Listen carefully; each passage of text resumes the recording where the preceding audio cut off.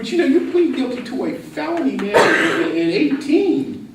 And that stuff's going to haunt you for the next 8 years. Well, yeah, 80 years, because you guys are going to have to work until you're almost 100. If you've been white, they just said, oh, this is the boys will be boys. Don't worry about it. Give the guy $500 for the Xbox and we'll get that. So what you see is you see the racism. You see it every day. And in fact, the challenge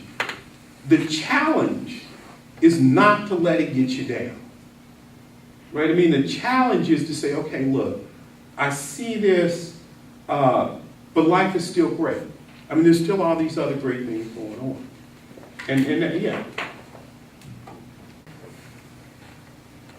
How did you keep like the negativity from growing up and all that to stay focused and make inspiration? I'm gonna tell you, see, Ray, I'm gonna tell you, that's the battle, right? I'm gonna tell you, that is the battle, You did wrote that earlier, right? Yeah. See. Well, I want to say that, but look. Let me take Obama. Let me take the election of Obama, because I had conversations with black people, and we knew this going in. With Obama, you could say, just cause these white people see if they were gonna vote for somebody black, it got to be the biracial guy with dad's from Kenya.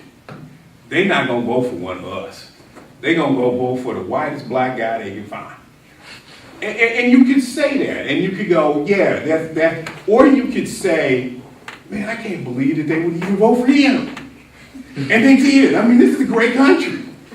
You see what I'm trying to say here is you could look at it either way. You really could look at it either way. Now, I think for me, I'm gonna tell you what the breakthrough was for me. It was in I can give you the exact day. It was Christmas Day, 1996. Because I'm on a 6-hour ride on Christmas Day, and I'm in India. You understand, India, right, all the way over there. And India is one of the poorest countries in the world. I mean, there's so many people live on the streets in India. There's no concept of homelessness. In fact, I'll tell you how bad it was. I'd be driving into Delhi in the cab, and I'd see this family. There'd be a man and his wife and his 2 kids, and they're eating soup on the sidewalk. And I'm thinking, oh, this is great. The family is having a meal together. Right? It's not occurring to me that these people are homeless because there's so many people who are homeless there. It's just a natural thing. So I am talking to this woman about just how oppressed black people are in America. And then it dawns on me, look how poor these people are in India.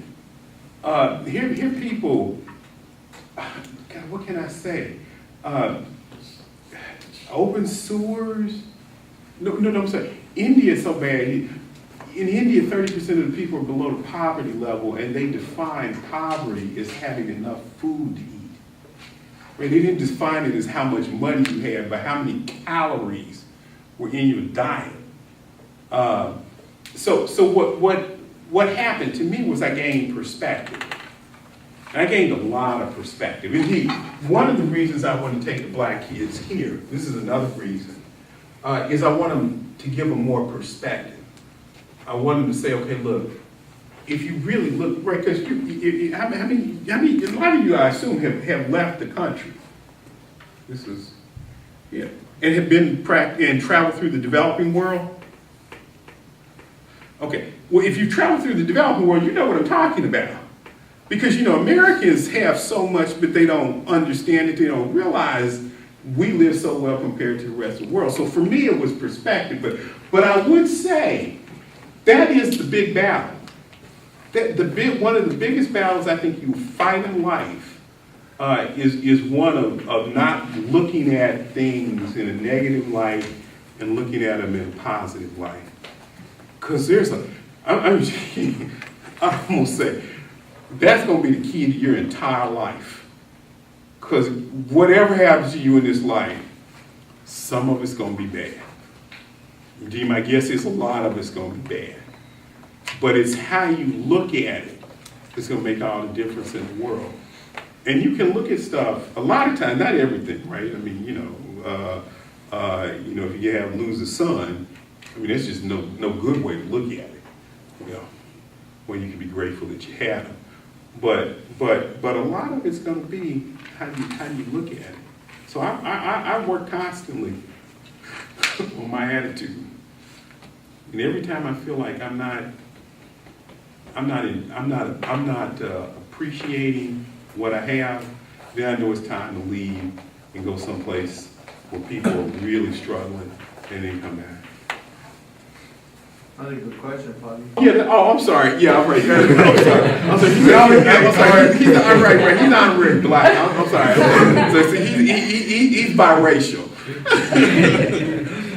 It was funny to me because as Latinos, we think that we assume that we automatically get along with blacks, so that blacks will automatically should trust us. And the truth is opposite. They shouldn't trust us. Because most of us Latinos, especially if we're successful, we don't think like the indigenous that we come from. Most of us were honorary whites. We have internalized white supremacy issues and we treat ourselves worse than others. I mean, the black notion on Latinos and Latinos, we're not certain. We are not certain where many of you stand, because there are many Latinos who want to assimilate. I used to run the program that brought the high achieving black and Hispanics to the Bloomington campus. So I actually had in my program 1/3 of the Hispanics on the Bloomington campus. They had 25% of the blacks, but I had 1/3 of the Hispanics. And there were quite a few Hispanics who would come up and tell me, I only check the box so I can get the money for the scholarship. But I don't speak Spanish, I don't think of myself as Latino, I never crossed my mind. So I think we don't know. I think we don't know. Now, I'll say this about being in Indiana. And before I say this, I'm gonna preface this story so you understand, right? Because I told you I grew up here. I grew up in Indianapolis. In 1992, I went to the University of Texas at Austin to teach. And you're right, you're in Austin, Texas. I drove down to San Antonio. Right? There's a lot of Latinos down there, right? I come back up here in 92, 93. I'm talking to my friends going, man, did you know, man, in Texas, they got all these Latinos down there. I just didn't know what to say. I mean, they weren't black. They weren't white. They were just people. What I mean? But it was an unbelievable concept. There really were no preconceived notions. Now, I don't know what your experience is because things are starting to change. But for me, somebody coming from here, you just never thought about it. We had blacks, we had whites, we had Jews, okay? But we didn't have Latinos. So it wasn't like anybody had any thoughts about them. Oh, okay, all right. That thing you said, perspective intelligence, right? Do you see it more, less or more than before you had started your first job than now today? I see it less only in this sense. As you get older, people do actually treat you better. I mean, this is one thing I really have noticed. As I have gotten older, people do treat me better. That's one of the reasons I don't take all the gray out of my beard.